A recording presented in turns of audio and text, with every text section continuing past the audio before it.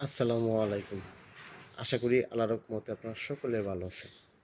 যাদের অ্যালার্জি, প্রচুর পরিমাণে অ্যালার্জি, যদি অ্যালার্জি প্রচুর পরিমাণ হয় তাহলে কীভাবে সহজে ভালো করবেন?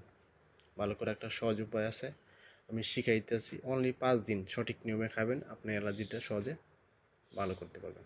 অ্যালার্জি হয়ে দেখবেন মানে চুলকাইতে চুলকাইতে গোটা হয়ে যায়। অনেক সময় অ্যালার্জি চাঙ্গার মতো ফুলে যায়, গোটার মতো হয়ে যায়। আবার অনেক সময় নাক দিয়া পানি আসে, খুবই একটা খারাপ অবস্থা। এই অ্যালার্জি একটা সহজ উপায়, ঘরোয়া পদ্ধতিতে বাসায় বসে আপনার অ্যালার্জিটা ভালো করতে পারবেন। এটা হলো নিম পাতা। আমরা নিম পাতা সকলে চিনি, কারণ নিম পাতা আমাদের আশেপাশে এই নিম পাতা গাছ দেখি বা নিম পাতা উপকারিতাও জানি।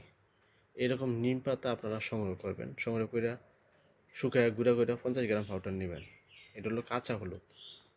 এরকম কাঁচা হলুদটা সংগ্রহ করে এটা শুকায় গুঁড়া করে 50 গ্রাম পাউডার নেবেন। এটা হলো আমলক্ষী। আমলকি কিন্তু অনেক উপকারিতা আছে। এরকম আমলকি এটা শুকায় গুঁড়া করে 50 গ্রাম পাউডার নেবেন। তিনটা 50 গ্রাম পাউডার নেবেন, একসাথে মিশাবেন। খুব ভালোভাবে মিশায় এর থেকে 1 চামচ নিয়ে নর্মাল 1 গ্লাস পানিতে মিশায় দিনে একবেলা এটা আপনারা 5 দিন খাবেন। 5 দিন খেলে শরীরে যে অ্যালার্জিটা আছে এটা সহজে ভালো হবে। আর অনেকে অ্যালার্জি এত পরিমাণ হয়েছে, শরীর চুলকায়, শরীরে গোটা হয়, মানে খুবই একটা খারাপ অবস্থা।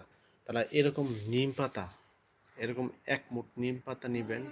1 মুঠ নিম পাতা নিয়ে 1 মুঠ নিম পাতা নিয়ে আপনারা এটা নিম পাতা নিয়ে 1 মুঠ নিম পাতা নিয়ে বা 1 কেজি বা 2 কেজি পানির সাথে 1 মুঠ নিম পাতা নিয়ে এটা 2 থেকে 3-4 মিনিট হালকা গরম করবেন। পানি আর নিম পাতা নিয়ে এই পানি খুব ভালোভাবে গরম করে তারপরে আপনারা যে পানি দিয়ে গোসল করবেন, এই পানির সাথে মিশাইয়া 3-4 দিন গোসল করলে যে আপনার যে শরীরের যে জীবাণু আছে, যে শরীরে চুলকায়, এই চুলকানি সহজে ভালো হবে।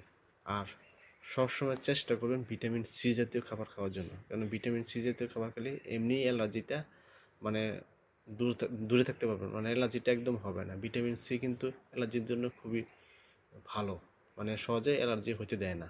ভিটামিন সি জাতীয় খাবার যেমন লেবু, কমলা, মালটা এগুলো খাওয়ার চেষ্টা করবেন।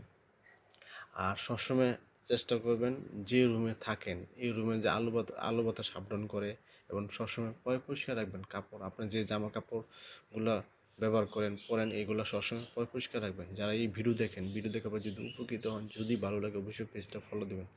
ফলো দিলে এটা হয় যখন আমি নতুন নতুন ভিডিও আপলোড করবো তখন আপনারা সহজে দেখতে পারবেন।